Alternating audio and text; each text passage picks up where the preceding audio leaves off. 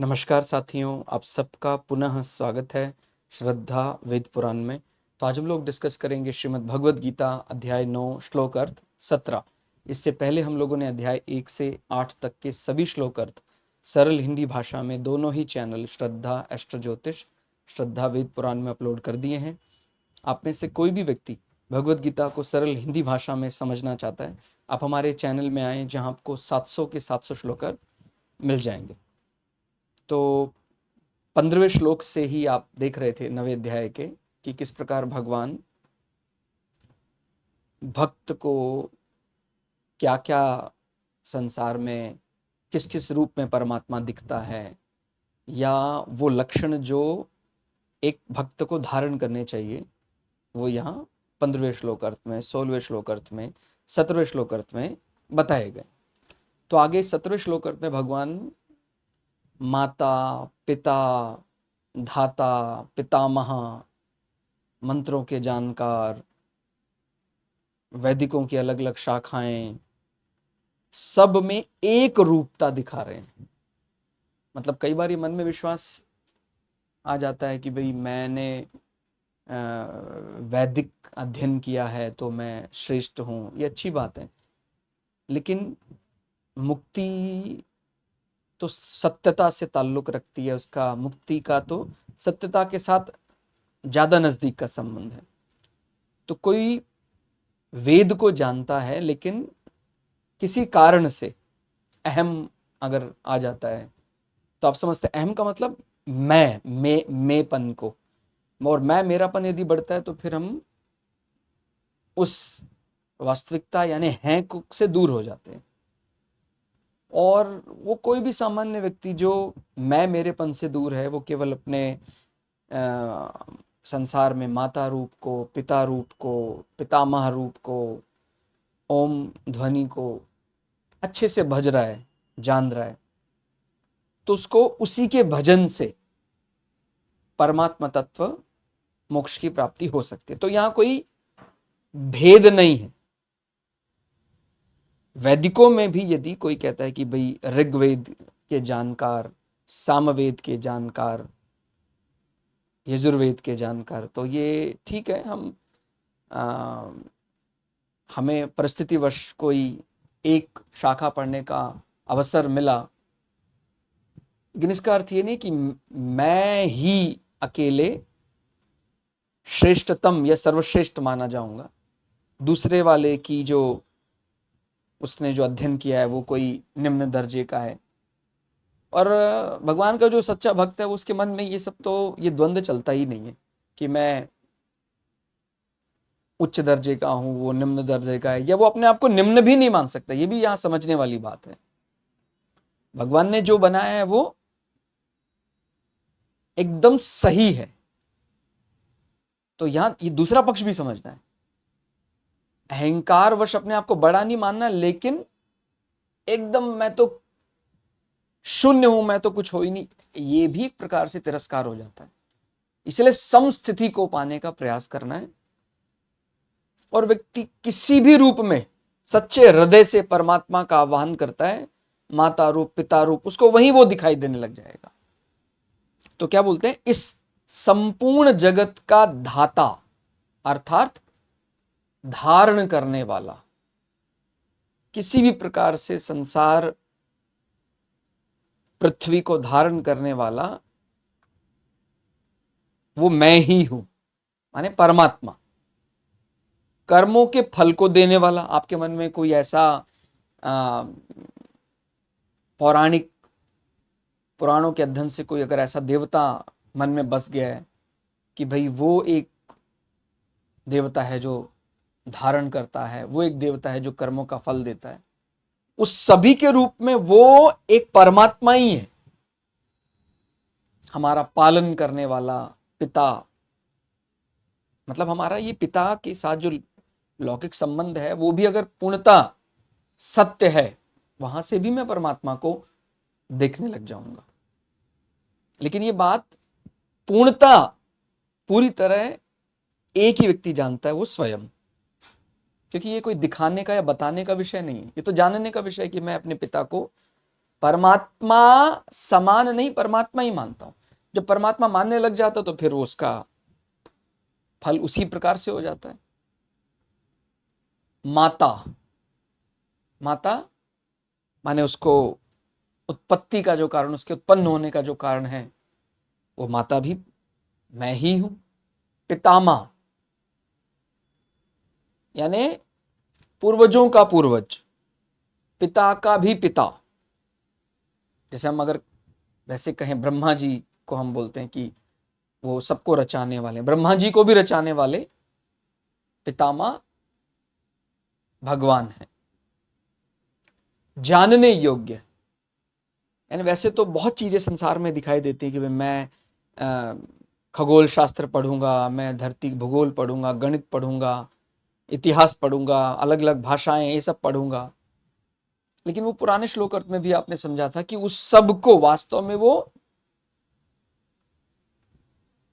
अज्ञान की श्रेणी में आता है, संसार से जुड़ा। जो जानने योग्य, सच में जानने योग्य जो है वो तत्वज्ञान या परमात्मा की समझ।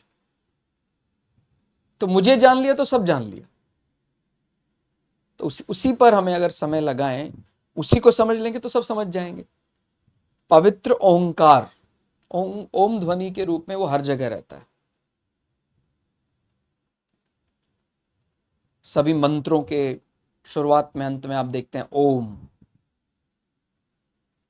ठीक है। और एक मैंने नाद चलता रहता है प्रकृति में, आप ध्यान करते होंगे तो वहां पर भी हमें एक ओंकार, वो नाद ऐसा सुनाई देता है। तथा ऋग्वेद, सामवेद, यजुर्वेद भी मैं हूं। मतलब इसको और ज्यादा हम इनमें बहुत ज्यादा सेलेक्टिव होकर डिफरेंशिएट कर सकते हैं। ऋग्वेद के जानकार कौन है, सामवेद के जानकार कौन है, यजुर्वेद के जानकार कौन है। तो हम कहने लग जाते हैं कि भाई संसार में ये पढ़ने वाले सर्वश्रेष्ठ हैं, लेकिन भगवान कह रहे हैं सब में मैं ही हूं। अब जब सब में मैं हूं तो फिर आप ऊपर नीचे कैसे कर सकते हैं? अगर सत्यता सब जगह है तो वो एक ही है ना, फिर वो परमात्मा ही है। वो बड़ा छोटा माता पिता में भी फिर कठिन है वो। अगर आप हृदय से सच्चा प्रेम कर रहे हैं अपने गुरु के साथ, माता को, पिता को, शास्त्रों को, वो सब एक ही दे सकता है। मतलब अगर पक्का अटल विश्वास है तो कोई बहुत बड़ा जानकार शास्त्रों का, वेदों का, वो जो दे सकता है। एक सामान्य व्यक्ति को अपने माँ की सेवा से भी वो मिल जाता है, क्योंकि माँ रूप में भगवान कह रहे हैं मैं ही हूं। इसी प्रकार ये मत समझिए कि मेरे पिता ने भाई प्रारब्धवश जो भी मुझे कहीं भी जीवन मिला, प्रारब्धवश उन्होंने वेदों का, इतिहास का या पुराण का अध्ययन नहीं किया, लेकिन वो उसके बाद भी वो ही है, परमात्मा ही है। तो जब उस निष्ठा से मैं पिता, माता, गुरुओं को भजता हूं तो सक्षम है देने में। लेकिन ये मैंने बोला ना, ये तो कौन जानता है निष्ठा कितनी बलवान है? ये तो सिर्फ मैं ही जान सकता हूं। क्योंकि समाज में दिखाने का विषय नहीं कि मैं समाज में पिता का, माता का बहुत सम्मान करता हूं, कि मैं जानता हूं कि ये सम्मान किस स्तर का है। स्वप्न में भी मैं यदि माता पिता की आज्ञा का उल्लंघन नहीं कर सकता हूं तो ये सबसे उच्च कोटि के भक्त है माता पिता के। और वो यहां तक कहने के तैयार है कि माँ की, पिता की आज्ञा के लिए यदि मुझे नरक में भी जाना पड़ेगा मैं जाऊंगा, उनकी आज्ञा मैं करूंगा। तो उनको उसी निष्ठा से प्राप्ति हो जाएगी, क्योंकि भगवान कह रहे हैं सभी रूप में मैं हूं। इस प्रकार वेदों में, ओंकार में पक्की आस्था है तो यहां फिर अंतर नहीं है कोई। वैसे ऋग्वेद को जैसे बोलते हैं ना कि भाई वो थोड़ा और अगर सरल करके यहां समझे तो देखिए, इस जड़ चेतन स्थावर जंगम आदि संपूर्ण को मैं ही उत्पन्न करता हूं और बार बार अवतार लेकर मैं ही इसकी रक्षा करता हूं। इसलिए मैं पिता हूं, इस संसार को सब तरह से मैं धारण करता हूं, इसलिए मैं धाता हूं। जीवों को अपने अपने कर्मों के अनुसार जिस जिस योनि में जैसे जैसे शरीर की आवश्यकता पड़ती है, उस योनि में वैसे वैसे शरीर को पैदा करने वाली माता मैं हूं। तो यहां माता, पिता, धाता, सब में वो एक ही विचार दिखाई दे रहा है। अर्थात मैं संपूर्ण जगत की माता, ब्रह्मा जी भी मेरे से प्रकट होते हैं। इस सृष्टि में मैं ब्रह्मा जी का पिता और प्रजा का पितामह हूं। तो किसी भी रूप में हम उसी को पाएंगे। और यहां पर कोई ऐसा बड़ा छोटे का भेद नहीं कि भाई पिता को बड़ा बताया गया, माता। भाई आपकी सच्ची निष्ठा जिसमें है वो ईश्वर समान ईश्वर ही है। वो सत्यता। आगे, उन क्रतु, यज्ञ आदि की विधि बताने वाले, माने जो वैदिक रीतियों से, पौराणिक विषयों से समझाने वाले। जैसे कहते हैं कि कोई अलग अलग वेदों को मानने, ऋग्वेद को मानने वाले, सामवेद को मानने वाले, यजुर्वेद को मानने वाले। तो ऋग में थोड़ा अंतर अगर समझे तो, जिसमें नियताक्षर माने निश्चित और तय संख्या वाले मंत्र, उनके जो अक्षरों की संख्या है वो नियत माने तय है। वो उन रचनाओं के समुदाय को ऋग्वेद, जिससे, उसके बाद फिर आगे बता रहे हैं, जिससे स्वरों सहित गाने में आने वाले मंत्र होते हैं, वे सब मंत्र सामवेद कहे जाते हैं। तो कोई सामवेद का बहुत बढ़िया जानकार है, वो भी वही है। इसमें कि भाई ऋग्वेद वाले बड़े सर्वश्रेष्ठ होते हैं, सामवेद वाले कम होते हैं, नहीं, सब में वही है। हाँ भाई मेरी शाखा है, ठीक है, सामवेद या यजुर्वेद, तो जिसमें अनियत अक्षर यानी अक्षरों की संख्या से जो बंधे नहीं होते वाले मंत्र होते हैं, उसमें अंक जो अक्षरों की संख्या है वो गड़बड़ सकती है, वे मंत्र यजुर्वेद कहलाते हैं। ये सभी वेद भगवान के ही स्वरूप माने जाएंगे, इसमें कोई विभेद नहीं है, वो एक ही है ना परमात्मा। तो विभेद दृष्टि पैदा नहीं कर सकते हैं। केवल मन में विचार आ जाता है कि ब्रह्मा, विष्णु, महेश कौन श्रेष्ठ, ये विचार आना नहीं चाहिए। एक ही है वो, मतलब एक हमें उत्पन्न यानी पैदा कर रहा है, आप उसको माता के रूप में देख सकते हैं, और एक हमारा पालन कर रहा है, पिता रूप में देख सकते हैं। अब शंकर भगवान को तो अनुशासन का पालन करना है, ठीक है, जिनको हम संहारक भी कह देते हैं। भाई अगर सृष्टि को चलायमान रखना है तो एक जाएगा तभी तो दूसरे के लिए जगह व्यवस्था बन पाएगी। तो उस व्यवस्था को कायम रखने वाले, ठीक है भाई, इसका अब हो गया जीवन पूरा, इसको यहां से निवृत्त करें आगे। तो संहारकर्ता की भूमिका में भगवान शंकर, तो वो सब में एक समान ही विचार रखना है। आप किसी भी रूप को लेकर आराधना करेंगे, आप उसको पालेंगे, परमात्मा ही मिलेगा आपको। ऐसा नहीं कि ब्रह्मा जी की आराधना करेंगे तो कुछ और मिलेगा, विष्णु जी की आराधना करेंगे कुछ और मिलेगा, महेश की आराधना करेंगे कुछ और मिलेगा। या हमारे माता, पिता, धाता, पितामह, कर्मों का ये क्रम चलाने वाले कोई देवी देवता, शास्त्रों, अलग अलग शास्त्रों को पढ़ने वाले, शास्त्रों का आदर करने वाले, शास्त्रों के मंत्रों का अनुष्ठान करने वाले, सब के जरिए उसी को प्राप्त किया जा सकता है। वो एक, उसमें जरा भी भेद नहीं है। ये सभी वेद भगवान के ही स्वरूप है। इस संसार में जो भी जानने योग्य ज्ञान है वह मैं हूं। वास्तव में उसी को ज्ञान बोला गया, बाकी सब अज्ञान कहेंगे। पुराने श्लोकार्थ में आपने वो समझा था। सभी वेद मंत्रों में ओंकार रूप में मैं हर मंत्र में बसता हूं, भगवान हर जगह बसते हैं। तो यहां पर एक रूपता आपको दिखाई दे रही होगी, किस प्रकार से सबको एक ही ज्ञान के साथ या एक परम पिता के साथ जोड़ दिया गया। तो हमारी निष्ठा कहां से बलवती होती है, हमारी निष्ठा कहां से उठती है, उस निष्ठा को वहां से उठाना, अपलिफ्ट करना है और परमात्मा तक या कहीं अपने आप तक पहुंचने का रास्ता बना लेना। ठीक है, तो यहां एक रूपता रखनी है, विभेद नहीं रखना है। हर प्रकार से बार बार यही बात हर जगह समझाई जा रही है। सब अपने आप में श्रेष्ठ हो सकते हैं, लेकिन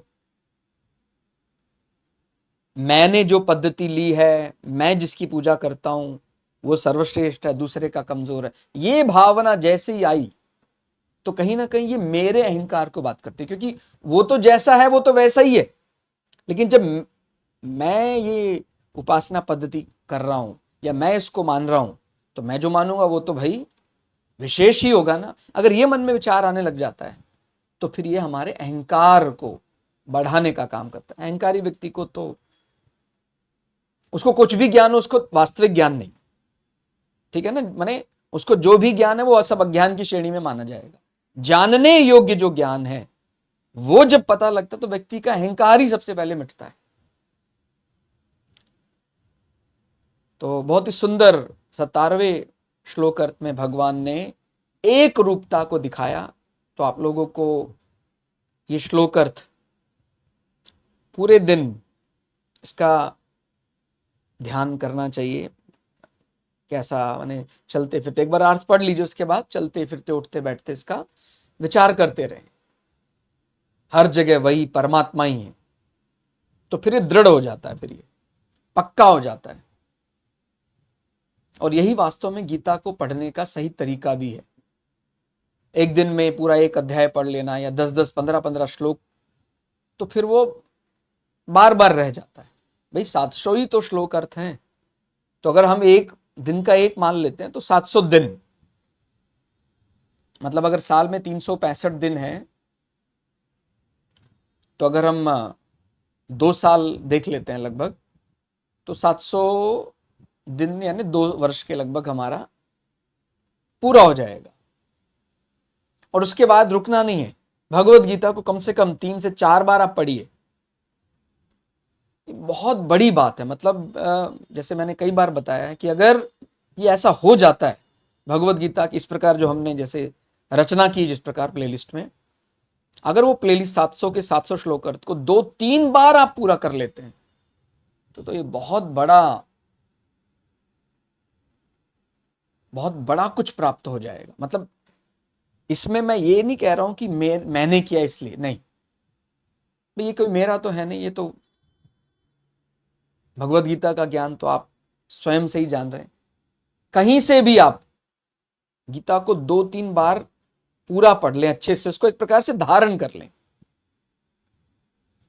तो फिर कुछ ऐसा है नहीं जो रह जाएगा। जो भी कहीं आप उपनिषदों में इस प्रकार बार बार फंस जाते हैं कि भाई ये अब करना चाहिए, नहीं करना चाहिए, वो समझ में आ जाएगा, या उस धर्म के दोराहे से आप निकल जाएंगे। तो आज के श्लोक अर्थ में फिलहाल इतना ही। श्लोक अर्थ आपको कैसा लगा कमेंट करके जरूर बताइएगा। मिलते हैं अगली वीडियो में, तब तक के लिए जय श्री भगु पराशरा, जय श्री शुक्राचार्य, नमस्कार।